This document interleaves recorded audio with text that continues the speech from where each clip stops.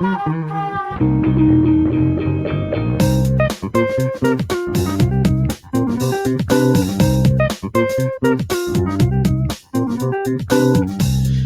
à tous, le podcast de la semaine cette semaine, c'est Critique biaisée, présenté par Pierre et Benjamin.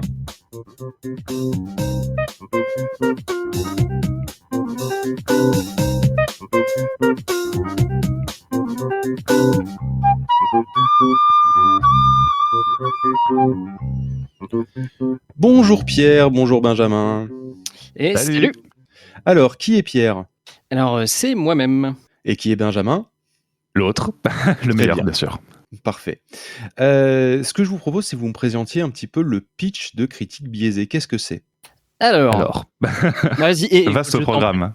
Le pitch, la base de Critique biaisée, qu'est-ce que c'est ? Une bande de potes qui se réunissent pour parler d'une série ou d'un film de manière, on va dire, surtout pas impartiale. C'est-à-dire, il faut absolument qu'il y ait de la mauvaise foi partout. Faut qu'on n'écoute pas trop le mec qui parle en face. Parce que de toute façon, il a tort. S'il n'est pas d'accord avec nous, c'est qu'il a tort. Il faut qu'on lui montre pourquoi. C'est plus ou moins l'idée de départ. C'est un peu ça, ouais. Et le tout dans un chaos le plus affligeant possible. Donc, c'est un peu le pitch. Et pour le coup, ça nous va bien. Pas trop besoin de forcer le caractère. De quel sujet vous traitez à peu près ? Alors, comme il a dit, de films et séries, pendant un moment, on a fait plutôt les trucs d'actualité. On essaie maintenant un peu de s'en éloigner, de faire un peu ce qui nous plaît, plus que simplement les dernières sorties. Mais globalement, ouais, films, séries qui sortent et dont on a envie de parler, quoi. Moi, ce que je propose, c'est qu'on s'écoute un extrait de suite. Ça commence avec Ça commence par une punchline. Ça commence par des culs moulés surtout. Oui, et ça commence par un plan sur les culs. C'est vrai qu'il y a un plan sur des culs.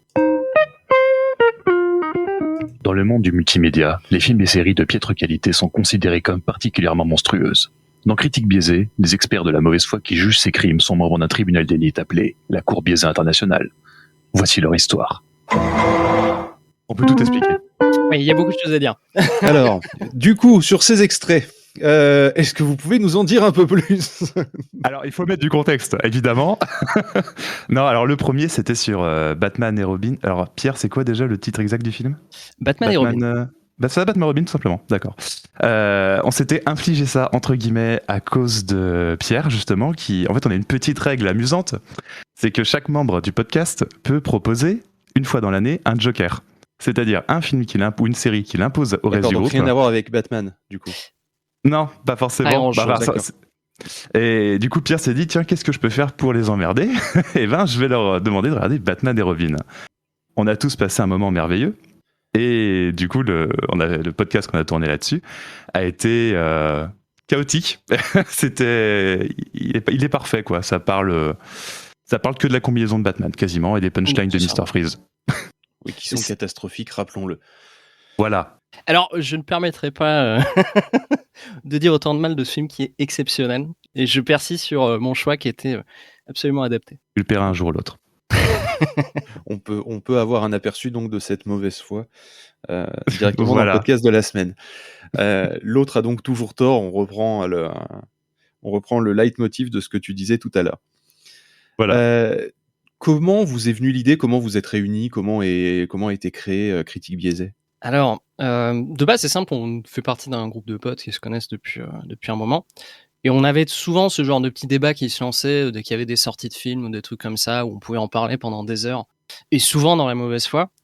Et c'est Romain qui a lancé l'idée de faire carrément un podcast dessus, et s'exposer un peu sur le truc, et de faire un truc qui nous plaît, et qui potentiellement peut plaire à des gens, et vraiment d'essayer de se mettre à fond dedans pendant un moment, quoi.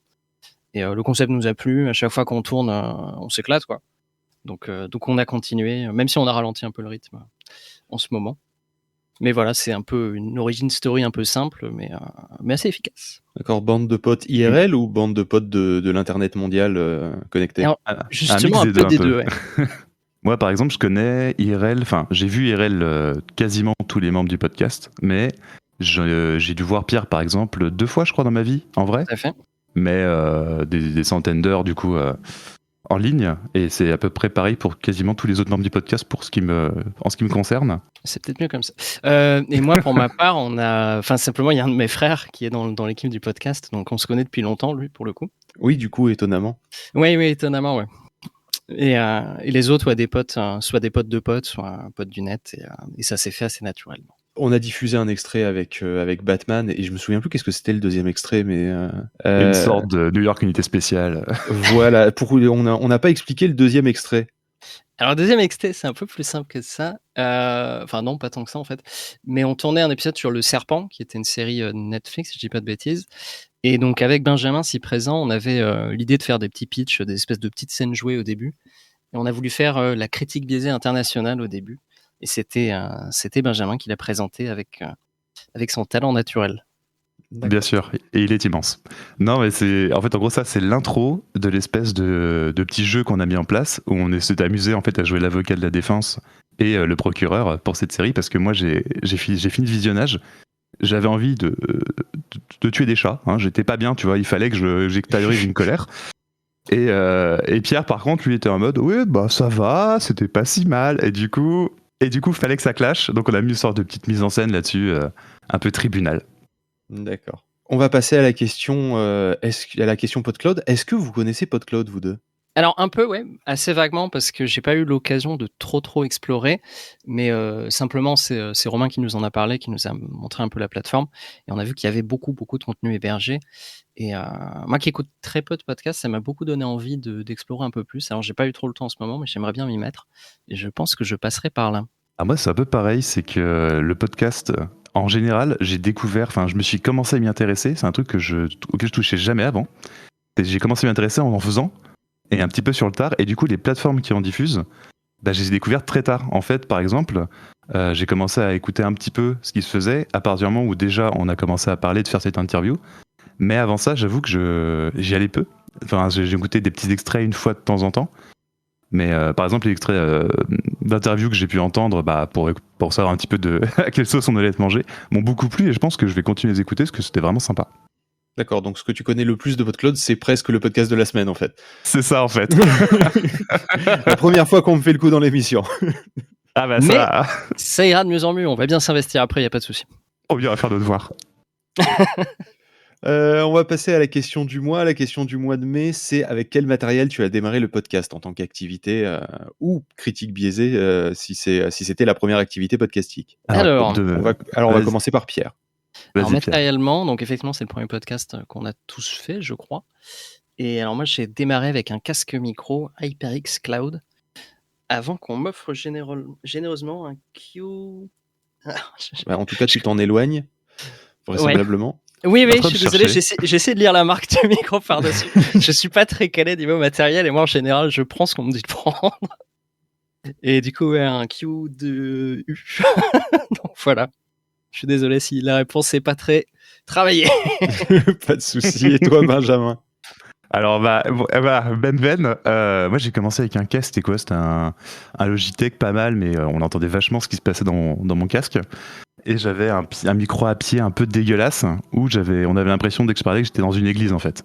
C'est-à-dire que chaque son qui se passait, c'était très très sympa les premiers podcasts. Et là je me suis acheté un petit DT 770 Pro en casque.